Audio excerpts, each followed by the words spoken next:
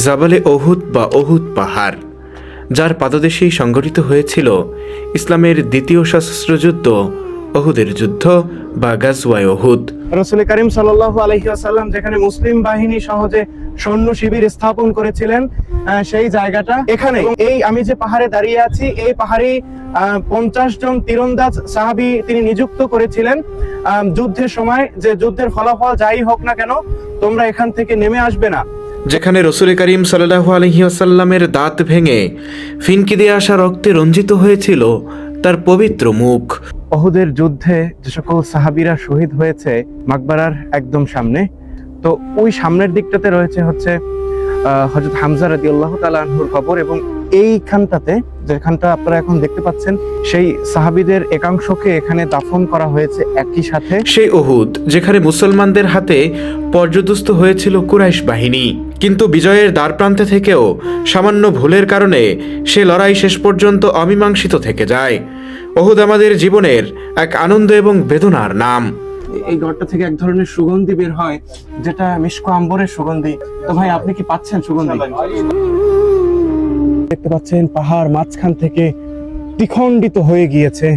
রাসূল সাল্লামকে কিন্তু বেশ অনেকটা দূরে এই সুরক্ষিত স্থানে হযরত জিবরাইল আলাইহিস সালাম নিয়ে এসেছিল, এবং আপনারা দেখতে পাচ্ছেন এই পাহাড়ের মাঝখান থেকে দ্বিখণ্ডিত হয়ে গিয়েছে। যেটা সবাইকে শুভেচ্ছা জানাচ্ছি রসুলের শহর মদিনাতুল মুনাওয়ারা থেকে। তপ্ত কোনো এক দুপুরে কাঠফাটা রোদে আমরা রওনা হয়েছি ইসলামের দ্বিতীয় সশস্ত্র যুদ্ধ অর্থাৎ বদরের যুদ্ধের পর পরাজিত কুরাইশ শক্তি প্রতিশোধস্বরূপ যে যুদ্ধ সংঘটিত হয়েছিল ইসলামের ইতিহাসে, সেটি ওহুদ যুদ্ধ হিসেবে খ্যাত। তাই তো ওহুদ পাহাড়ের পাদদেশে সেই যুদ্ধ সংঘটিত হওয়ার স্থান এবং রাসূল করিম সাল্লাল্লাহু আলাইহি ওয়াসাল্লামের নেতৃত্বে মুসলমানদের সাময়িক বিজয় এবং পরবর্তীতে বিপর্যস্ত হওয়ার ইতিহাসই আমরা জানব। আমরা ঘুরে দেখব সেই গিরিপথ যেখানে রাসূল করিম সাল্লাল্লাহু আলাইহি ওয়াসাল্লাম 50 জন তীরন্দাজ সাহাবীকে নিযুক্ত করেছিলেন। তাদের ভিতরে কেউ কেউ রাসূলের বাণীর প্রতি অবহেলার কারণে কি চরম মূল্য দিতে হয়েছিল মুসলিম বাহিনীদের। রাসূল করিম সাল্লাল্লাহু আলাইহি ওয়াসাল্লামের পবিত্র দান্দান মুবারক এই প্রান্তরেই শহীদ হয়েছে এবং অসংখ্য সাহাবী এখানে শাহাদাত বরণ করেছে। তার মধ্যে অন্যতম হচ্ছে হযরত হামজা রাদিয়াল্লাহু তাআলা আনহু, মাসআব ইবনে উমাইর রাদিয়াল্লাহু তাআলা আনহু এবং হানজালা রাদিয়াল্লাহু তাআলা আনহু প্রমুখ। আজকে আমরা সে সকল সাহাবীদের মাজারগুলো ঘুরে ঘুরে দেখব। সাথে সাথে রাসূল করিম সাল্লাল্লাহু আলাইহি ওয়াসাল্লাম প্রাথমিকভাবে আহত হয়ে যে স্থানে আশ্রয় নিয়েছিলেন, পরবর্তীতে যেখান থেকে সরিয়ে তাকে জিবরাইল আলাইহিস সালাম পাহাড়ের মধ্যবর্তী স্থানে নিয়ে গিয়েছিলেন, সে পর্যন্ত আপনাদের ঘুরে ঘুরে দেখাবো। আশা করছি শেষ পর্যন্ত আমাদের সাথে থাকবেন। পথ চলতে চলতে দূরেই যে পাহাড় উকি দিচ্ছে, সেই পাহাড় শ্রেণী মূলত ওহুদ। হ্যাঁ, ওহুদ তার নামের মতোই একা একা হয়েই প্রাকৃতিকভাবে যেন মদিনাকে রক্ষা করে এসেছে 1400 বছর ধরে। মহানবী বড্ড ভালোবাসতেন এই পবিত্র পাহাড়কে, তাই তো তিনি হাদিসে বলেছেন, আমি এই পাহাড়কে ভালোবাসি, এই পাহাড়ও আমাকে ভালোবাসে।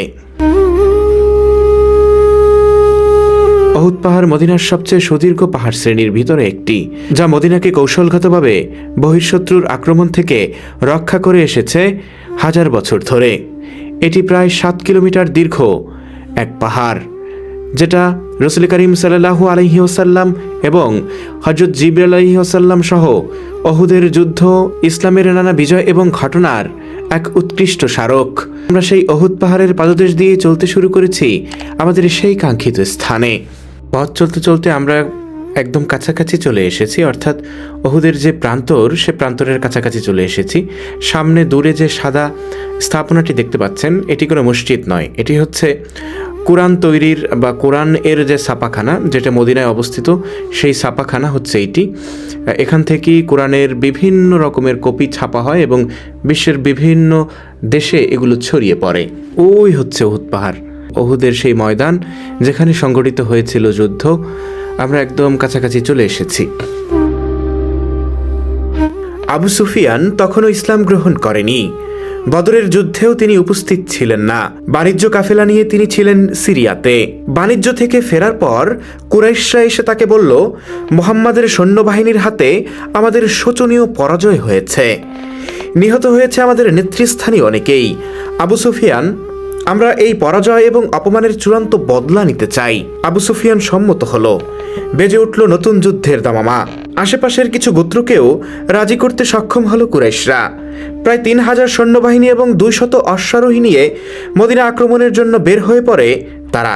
অশ্বারোহী দলের এক পাশে ছিল খালিদ ইবনে ওয়ালিদ, অন্য পাশে ছিল আবু জাহেলের পুত্র ইয়াকরিমা ইবনে আবু জাহেল। তারা উভয় তখনও মুসলিম হয়নি। কুরাইশদের সেই কাফেলায় নারীদের সংখ্যাও নেহায়াত চোখে পড়ার মতো। আবু সুফিয়ানের সাথে ছিল তার স্ত্রী হিন্দা বিনতে উতবা। ইয়াকরিমা ইবনে আবু জাহেল তার সাথে নিয়েছে তার মাতা উম্মে হাকিম বিনতে হারিসকে। হারিস বিন হিশামের সাথে ছিল ফাতেমা বিনতে ওয়ালিদ। সাফওয়ান ইবনে উমাইরের সাথে ছিল বারজা বিনতে মাসুদ এবং আমর ইবনুল আসের সাথে ছিল বারিতা বিনতে মুনাব্বি সহ প্রমুখ নারীগণ। এদিকে আব্বাস রাদিয়াল্লাহু তাআলা আনহু মক্কার কাফেরদের এই চক্রান্তের কথা এক ভৃত্যের মাধ্যমে চিঠি মারফত জানিয়ে দেন মহানবীকে। নবজিও প্রস্তুতি গ্রহণ করেন এবং মুসলিম সেনাবাহিনী নিয়ে চলে আসেন উহুদের প্রান্তরে। আসসালামু আলাইকুম ওয়া রাহমাতুল্লাহি ওয়া বারাকাতুহু। বন্ধুরা, আপনাদের সবাইকে শুভেচ্ছা জানাচ্ছি প্রিয় নবী হযরত মুহাম্মদ সাল্লাল্লাহু আলাইহি ওয়াসাল্লামের প্রিয় শহর মদিনা থেকে। আজকে আমরা এসেছি মুসলমানদের দ্বিতীয় সশস্ত্র যুদ্ধ যেখানে সংগঠিত হয়েছিল সেই উহুদ প্রান্তরে। এখানেই শাহাদাত বরণ করেছিল মহানবীর 70 জন জলিলে কদর সাহাবী। তার মধ্যে রয়েছিলেন মহানবীর আপন চাচাও। ঘুরে ঘুরে দেখাতে চাই সেই স্থান যেখানে রাসূল করিম সাল্লাল্লাহু আলাইহি ওয়াসাল্লাম রক্তাক্ত হয়েছিলেন, যেখানে শহীদ হয়েছিল তার দাঁত মোবারক। এবং আল্লাহর নির্দেশে হযরত জিবরাইল আলাইহি ওয়াসাল্লাম পাহাড়ের যে স্থানে তাকে নিয়ে গিয়েছিলেন, এখানে রাসূল করিম সাল্লাল্লাহু আলাইহি ওয়াসাল্লামের নেতৃত্বে মুসলিম বাহিনী সৈন্য শিবির স্থাপন করেছিলেন। আর ওই হচ্ছে সেই পাহাড় যে পাহাড়ে রাসূল করিম সাল্লাল্লাহু আলাইহি ওয়াসাল্লাম 50 জন তীরন্দাজ নিযুক্ত করেছিলেন। এবং তারা ওখান থেকে নেমে আসার পরেই খালিদ বিন ওয়ালিদ এই দিক থেকে মুসলিম বাহিনীকে আক্রমণ করেছেন এবং রাসূল করিম সাল্লাল্লাহু আলাইহি ওয়াসাল্লাম ব্যাপকভাবে আহত হয়ে ওই সামনের ওই পর্বতে আশ্রয় নিয়েছিলেন। এটার বিস্তারিত আমার একটি ভিডিও আছে। সামনে হচ্ছে শুহাদায়ে উহুদের যে মাকবারা, সেই মাকবারা রয়েছে, যেখানে হযরত হামজা রাদিয়াল্লাহু তাআলা আনহুর মাকবারাও কিন্তু রয়েছে। আর দেখতে পাচ্ছেন এটি হচ্ছে কবুতর চত্বর। এই যে কবুতরকে খাবার দিচ্ছে, শিশুরা ছোটাছুটি করছে কবুতরের ভিতরে। উহুদ পর্বতের দক্ষিণ পাদদেশে ছিল রাসূল করিম সাল্লাল্লাহু আলাইহি ওয়াসাল্লামের সেনা ছাউনি। এটি একটি কৌশলগত অবস্থান যেখান থেকে তিনি কুরাইশ বাহিনীর মোকাবেলা করেছিলেন। এই স্থান মদিনা নগরী থেকে প্রায় 5 কিলোমিটার উত্তরে অবস্থিত। উহুদের রণধ্বনি স্তব্ধ হওয়ার পর এই ভূমি হয়ে ওঠে শহীদ সাহাবাদের পবিত্র নিদ্রাস্থল। প্রায় 70 জন শহীদদেরকে এই ভূমিতেই কবর দেয়া হয়। আজও পৃথিবীর বিভিন্ন প্রান্ত থেকে মুসলমানরা গভীর শ্রদ্ধা ও ভালোবাসা নিয়ে এই স্থানে জিয়ারতের উদ্দেশ্যে আগমন করেন। তবে লক্ষণীয় বিষয় হলো যুদ্ধক্ষেত্রের সেই ছাউনি থেকে সরাসরি রাতারাতি কোনো মসজিদে রূপান্তর হয়নি, বরং সময়ের প্রবাহে ঐতিহাসিক স্মৃতি ধারণ করার জন্যই পরবর্তীতে মসজিদ নির্মাণ করা হয়েছিল।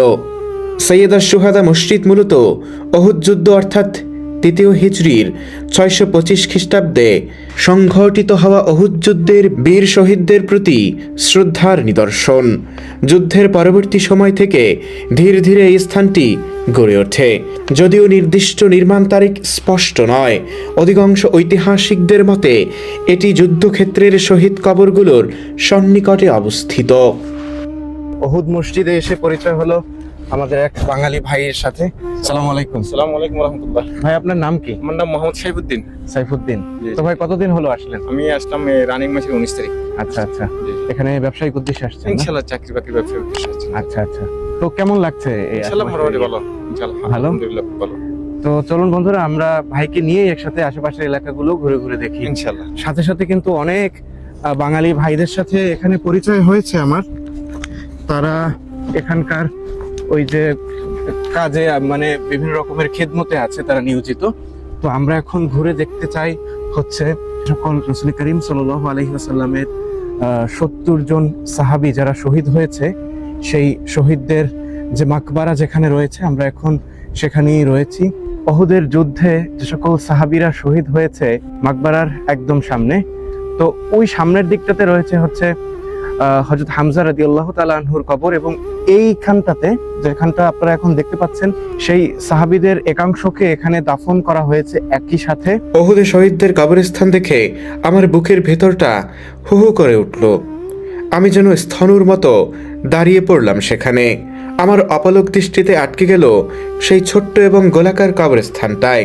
এ তো সাদামাটা জায়গা, দেখলে মনে হয় খুব সাধারণ কোনো ভূমি, কিন্তু এ জায়গাতেই এমন সব মানুষরা শায়িত আছেন যারা ছিলেন অনন্য, অসাধারণ, অকুতভয় বীর, জানবাজ যোদ্ধা, যাদের হৃদয় আল্লাহ ও তার রসূলের জন্য ছিল মহাকাশ সমান ভালোবাসা।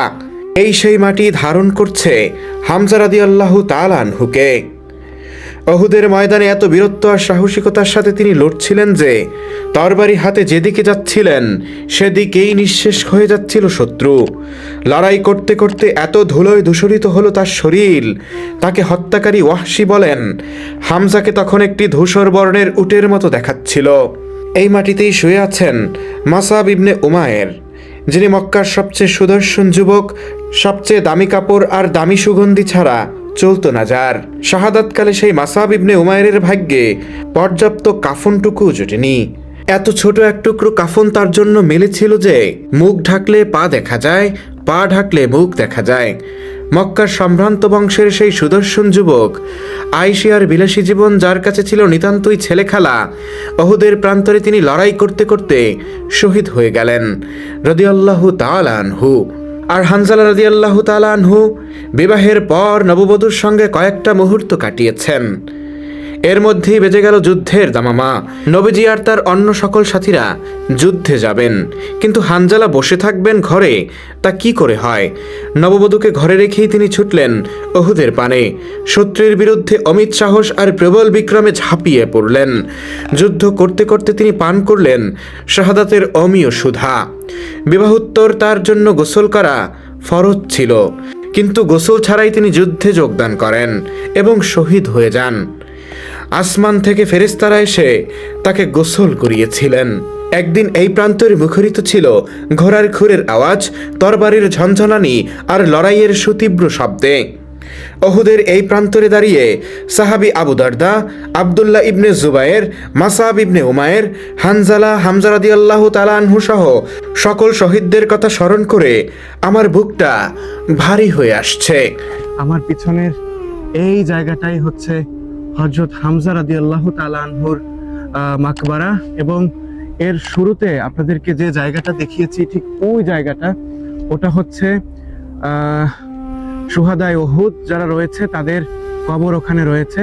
আমরা সবাইকেই হৃদয় থেকে সালাম জানাচ্ছি এ সকল ত্যাগী এবং ইসলামের জন্য নিবেদিত প্রাণ রাসূল করিম সাল্লাল্লাহু আলাইহি ওয়াসাল্লামের সকল জলিলে কাদর সাহাবীদের, এবং যাদের ত্যাগে ঘামে, যাদের রক্তের বিনিময়ে ইসলাম আজ প্রতিষ্ঠিত হয়েছে সারা বিশ্বে, সে সকল মহামানবদের কবরের পাশেই কিন্তু আমি দাঁড়িয়ে আছি। এখন আমি এবং সাইফুদ্দিন ভাই যাচ্ছি সেই যেখানে রাসূল করিম সাল্লাল্লাহু আলাইহি ওয়াসাল্লাম 50 জন তীরন্দাজ সাহাবীকে নিযুক্ত করেছিলেন কুরাইশ বাহিনীর গতিবিধি পর্যবেক্ষণের জন্য, এবং তাদেরকে নির্দেশনা দেওয়া হয়েছিল যে তোমরা যুদ্ধের ফলাফল যাই হোক তোমরা ওখান থেকে সরে আসবে না, তোমরা ওখানে থাকবে, এবং যে কোনো সময় ওখান থেকে আক্রমণ হওয়ার সম্ভাবনা আছে বিধায় তিনি এটা বলেছিলেন। তো আমরা এখন রয়েছি ঠিক এই দিকটাতে, দেখতে পাচ্ছেন আপনারা যে অহুদের মসজিদ, যেখানে রাসূল করিম সাল্লাল্লাহু আলাইহি ওয়াসাল্লামের সৈন্য শিবির ছিল, মুসলিম বাহিনীর সৈন্য শিবির ছিল, এবং আপনাদেরকে এদিকে হচ্ছে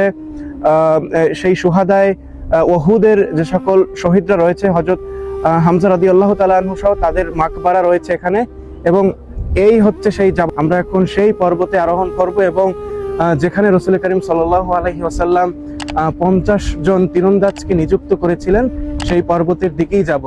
আপনারা দেখতে পাচ্ছেন এখানে অনেক মানুষ রয়েছে যারা মক্কা মদিনা ভ্রমণে আসেন, হজ এবং ওমরা পালনের জন্য আসেন, তারা কিন্তু মদিনার এই স্থানটি ভ্রমণ করেনি, এবং এটি একাধারে অত্যন্ত পবিত্র স্থান এবং ইসলামের ইতিহাসে এক সমৃদ্ধ স্থান।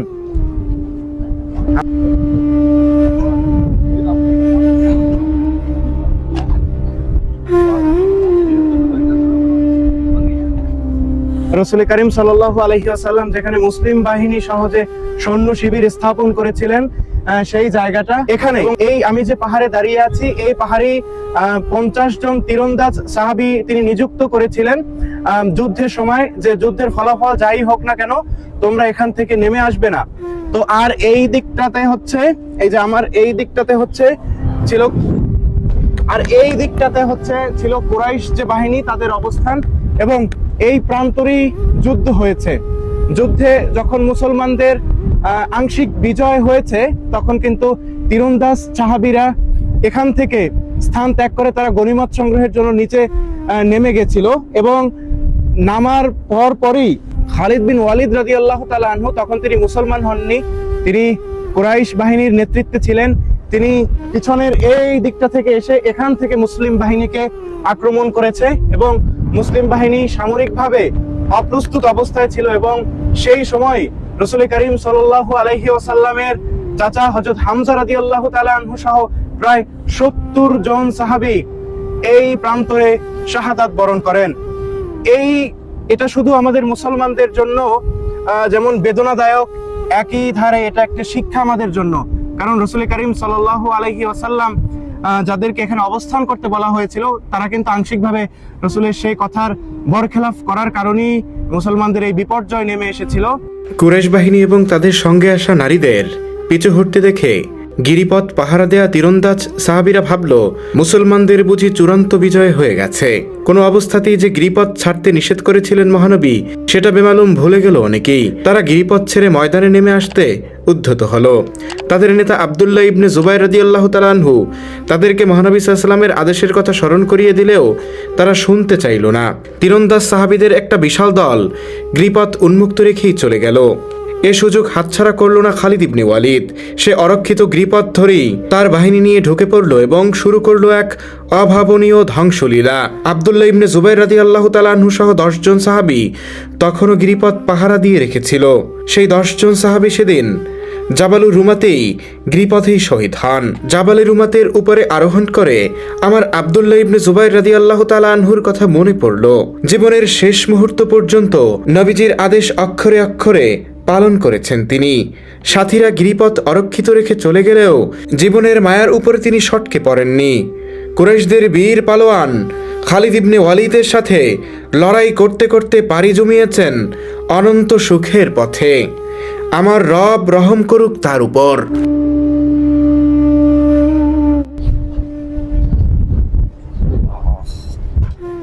আমরা এখন প্রবেশ করব সেই গুহাটাতে যেখানে রাসূল করিম সাল্লাল্লাহু আলাইহি ওয়াসাল্লামের দামদান মোবারক শহীদ হওয়ার পরে যেখানে তিনি আশ্রয় নিয়েছিলেন সেই গুহাটাতে।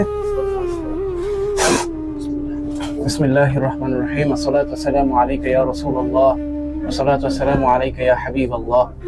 বন্ধুরা দেখতে পাচ্ছেন, এই যে দেখা যাচ্ছে এই স্থানটিতেই রাসূল করিম সাল্লাল্লাহু আলাইহি ওয়াসাল্লাম আশ্রয় নিয়েছিলেন, এবং দামদান মোবারক কিন্তু এখানেই শহীদ হয়েছিল। রাসূল করিম সাল্লাল্লাহু আলাইহি ওয়াসাল্লামের গায়ে পাথর নিক্ষেপ করা হয়েছিল মুখের উপরে, যার দামদান মোবারক শহীদ হয়েছে। এখানে বিভিন্ন রকমের লাল রং দেখা যাচ্ছে, জানি না এটা কি।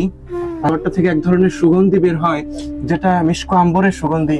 ভাই সাইফুদ্দিন ভাই, আপনি কি পাচ্ছেন সুগন্ধি? এখানে বসেন ইনশাআল্লাহ। আমরা এখন রয়েছে সাইফুদ্দিন ভাই সহ এখানে। তো ভাই আপনি কি পাচ্ছেন সুগন্ধি? এখানে থেকে কিন্তু একটা সুগন্ধি বের হয়। তো এখানে অনেকেই রয়েছে, আমরা এখন চলে যাচ্ছি এখান থেকে, বের হচ্ছি।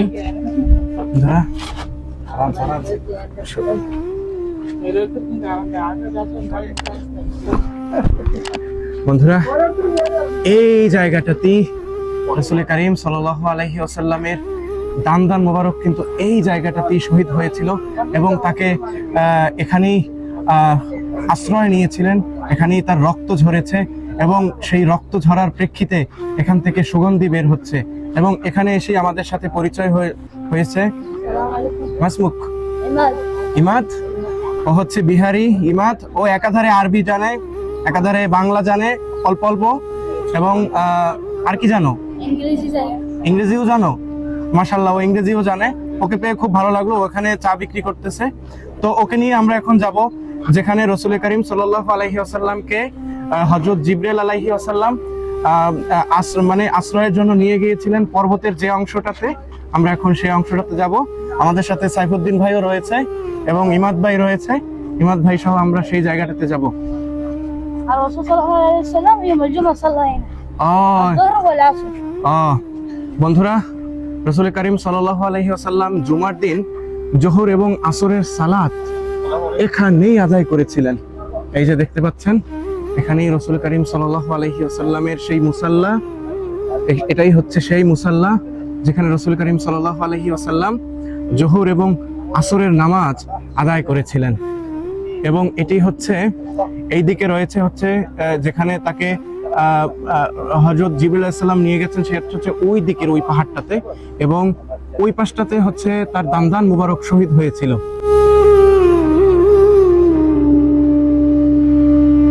আমরা এখন যাচ্ছি পাহাড়ের সেই অংশটাতে যেখানে রাসূল করিম সাল্লাল্লাহু আলাইহি ওয়াসাল্লামের দামদান মুবারক শহীদ হওয়ার পর যে জায়গাটাতে তাকে নিয়ে যাওয়া হয়েছিল, যেখানে তাকে আশ্রয় দেওয়া হয়েছিল, সেই জায়গাটাতে আমরা যাচ্ছি এখন।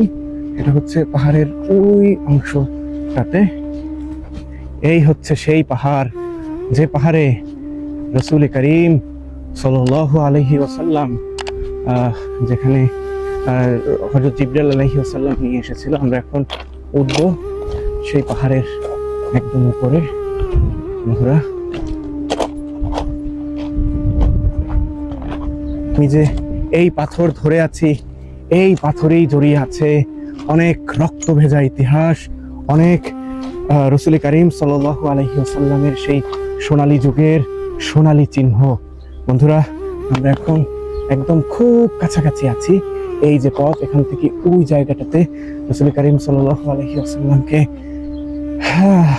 হযরত জিবরিল আলাইহিস সালাম সেই অসুস্থ অবস্থায়, আহত অবস্থায় তাকে যেখানে নিয়ে গিয়েছিল সেই জায়গাটাতে। এবং দেখতে পাচ্ছেন আশেপাশের এলাকা কিন্তু পাহাড়ি বেষ্টিত বিশাল বড় একটি এলাকা।